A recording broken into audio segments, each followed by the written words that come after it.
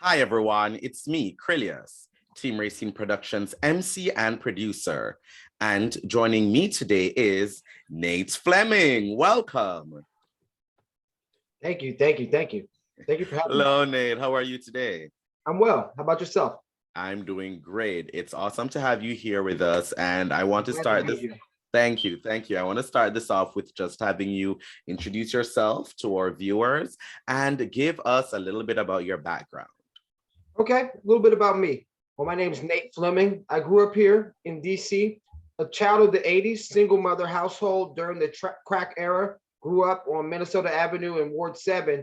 And education is really what transformed my life, taking me from there to Morehouse College. I became an attorney. I studied at Berkeley Law, and I was lucky to get a full scholarship to study government at Harvard Kennedy School. So even from a young age, I was always committed to using what I had learned, my knowledge, to try to benefit my community. And I think public service, particularly serving on a DC council, is one of the best opportunities to try to use knowledge and skill sets and create legislation that really can have a positive impact on people. So that's why I'm running for the DC council right now. Awesome, awesome. Yeah. So you've thrown your hat in the ring for this. What change are you looking forward to bringing to the DC Council? Well, I think I'm unique in that I'm young enough that I still have a lot of energy, that I want to get things done. But at the same time, I've had a lot of experience. My whole career has been in public service. I've been working particularly here in DC for the past 12 years. And in my opinion, a member of the DC Council, particularly a citywide, I'm running for the at-large council. It's a citywide elected official that does legislative work. And for me, I'm unique. Well, I was a citywide elected official. I was DC's shadow representative. I was elected in 2012, served from 2013 through 2015. But for the past 5 years, I've been working at the council as a legislative and a committee director, writing laws, working on the budgets, doing oversight, doing a lot of the daily work that a member of the council would do. So I feel like I'm energetic. I have the experience, but I'm also know that there's a lot of things that need to be done right now. We're at a unique and historic moment in DC coming from the pandemic. I mean, if there's never been a historic moment, we're in one right now. But also with this historic moment we're in as it relates to racial justice. And here in DC, I mean, we have some of the most inequitable outcomes, particularly for Black residents in the entire country. So for example, we have the highest achievement gap between Black students and white students in any big city in the country. In addition, we have the highest level of Black displacement over the past decade out of any city in the entire country. And those are the type of challenges that we need to change. And we need a visionary leader. And my vision for DC is to be a city of opportunity, a city that works for everyone. So that doesn't mean if you're a newcomer, that doesn't mean if you're a native Washingtonian. We all have to work together to make this a city that benefits everybody. And that's the vision that I want to work towards as your next DC council member. Awesome, awesome. I'd like if you just take a minute to pinpoint some of those issues that you would love to tackle if elected to the role of, at-large council member. Well, I think there's 5 things that we must do immediately. One, we have to improve youth and young adult outcomes in DC. Secondly, we have to prevent displacement. Third, we have to get a handle on the public safety problems. And then 4, we have to improve and increase opportunities for employment and small business generation. And then finally, we have to improve neighborhood engagement and quality of life. Neighbors need to get to know each other. So those are my 5 top issues. But recently, I was actually carjacked at gunpoint in the middle of this election, just in my neighborhood gas station on Sheriff Road and Nanny Helen Burroughs Avenue. And so for me, having that experience and the people that carjacked me, it was 4 individuals and 3 of them have been arrested thus far. 2 were 15 years old and 1 was 17 years old. So I was already speaking before this happened to me, knocking on doors, talking to DC residents about how our young people are in crisis and these carjackings, the perpetrators of crime are getting younger. The victims of crime are getting younger every day. I mean, frequently when we see homicides, we see people that are 16 years old, 15-year-olds, 14-year-olds. And what we have to do is make sure that we engage our young people. And what I have is a plan to do that. One of the things I want to do is expand the summer youth employment program. We need to make that a year-round program. DC, we were one of the leaders, one of the first cities to have a real investment in summer jobs, the legacy of Marion Barry. Well, we need to take that and take it to the next level. So thousands of DC teenagers, we need to put them in job opportunities after school. But when it comes to after school for the broader community, my vision is something called universal after school. And you won't hear another candidate talk about this. It's modeled after a program in Chicago called My Child, My Future. And the goal of this program would be for 100% of DC's youth to have access to a high quality after school opportunity of their choice, regardless of their ability to pay. We as a DC government need to put the funds and the infrastructure in place to make that happen. So in Chicago, there's one website that you can go. It's almost like a Google of after school opportunities. So you can, if you wanted to get involved with sport, you can look at those opportunities. And it's all of the opportunities, not just from the government, but from the community, from the for-profit entities. If you wanted to get a job, it's right there. If you wanted to do some tutoring or do some, more curricular-based after-school opportunity, all of those opportunities are in one place. Here in DC, we don't even have one place to see what the government is doing for young people. So if you wanted to know what the library is doing, you got to go to the library site.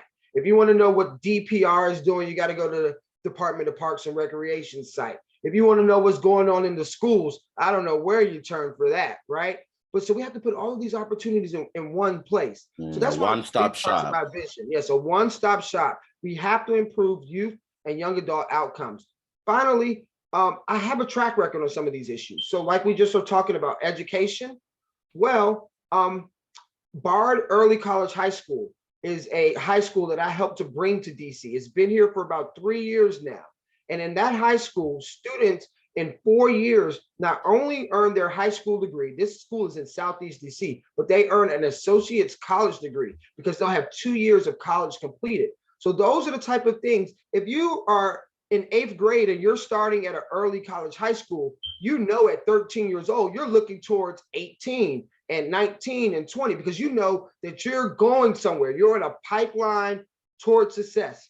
Well, we need to capture our young people earlier here in DC. And that's a model that I want to expand on. I think we need to have at least 3 more early college high schools in DC to create a network of these opportunities all across the district for young people. That's really important. Thank you. Thanks so much for sharing. Let everyone know why you are the best choice for voters this election cycle. Well, I think there's a key statement. People don't care how much you know until they know how much you care. And that's what about me. I'm just very committed to DC. I'm that young kid. I was a little nerdy kid. I read all the books you could find, as you can see behind me. But I always wanted to use that knowledge for DC to make my city better. I always saw the inequities in the city, even as a young person. So I care deeply about making this a city of opportunity, making this a city where people can get the job training they need, making this a city where people can get the education that they need. And those things aren't happening right now.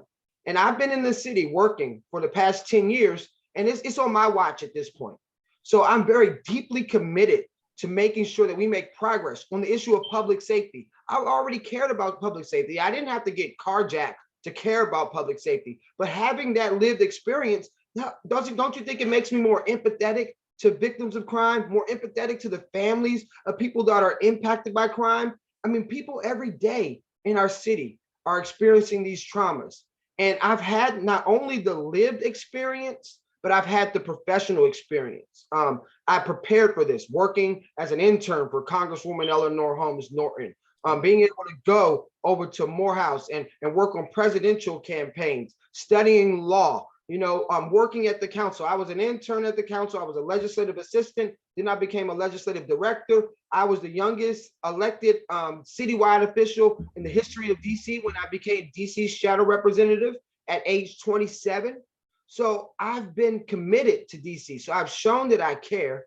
And at the end of the day, like I said earlier, someone that's an at-large council member is a citywide elected official that works on the legislative body of the DC Council. And I've done both of those things. I've been a citywide elected official, and my job has been writing laws and working on the DC Council, delivering results for the past 5 years. So in short, most candidates talk about what they want to do.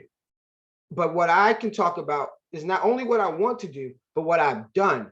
And what can inform voters most about what I will do is what I have done. And I have a track record of putting people first, writing, passing progressive legislation, creating new programs, funding new initiatives in the budget. So I've had the experience, but not only that, I care deeply about the people of the District of Columbia. And I'm not just about myself, I'm about what we can get done together. Because a leader at the council has to understand it's not about themselves, it's about who can best position themselves to get everybody's ideas and bring them to the table. Working together, we're going to be much more successful than us working just by ourselves. Certainly, certainly. Thanks so much for that. Oh, no, When does voting begin for the council at large? well, that's a good question. So all registered voters in late May will be mailed a ballot because we're still in the middle of the COVID-19 pandemic. So that's when the election begins. The Awesome. election date is June 21st. Early voting will start approximately 2 weeks before that. Well, I want everyone to know who's watching that you can, if you want to make sure you're registered to vote, if you want to check your status, if you move from one place to the next and you need to rectify that, you can go to headcount.org to check your status, pledge to vote, register to vote. Once again, that is headcount.org. And you want to get that done before voting begins, just so you don't have any problems when you're ready to go to the polls.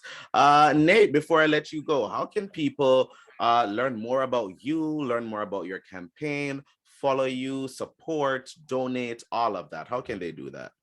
Nate for DC, and it's spelled FOR. So Nate for DC. That's on all of the platforms. That's my website. And on my website, I really want people to check out. I have created a public safety strategic plan, working together with people all throughout the community. And we have posted that public safety strategic plan, and it covers all types of areas, like engaging our young people, making sure people are more housing secure, making sure that our communities are more vibrant, making sure that we have more relationship-based and community-based approach to our policing. All of those ideas are laid out in there, specific ideas, not ideas on a general level, but ideas that we've been hearing from the community about, and things that we really want to get done at the council. So when you ask about a candidate that's ready to go from day one, I believe that I'm that type of candidate. I'm ready to go from day one to deliver results for DC residents, but particularly from residents that have been underrepresented for so long, been marginalized for so long. We need a citywide elected official that's going to stand in the gap and represent these communities, and not just be representing them on the council doing the office work. And I love the office work. I love the book work. That really excites me. But the real work is in the communities, knocking on the doors, in the community meetings, at the chicken dinners, talking to people, building connections, building coalitions, because that's what it takes to get things done. Awesome. Awesome. Thank you so much, Nate. No, I love this. I love the energy of Team Rayceen. I really enjoyed, really having a conversation with you, Kay. Thank you so much. I really enjoyed it too. Thank you so much. It has been such a pleasure. We hope to have you back here, and I wish you so much success and best of luck on your campaign. All right. Thank you. Thank you. And to those who are watching, please follow Team Rayceen Productions on all forms of social media. Like, comment, share, and subscribe. But most of all, thank you for watching. Bye, everyone.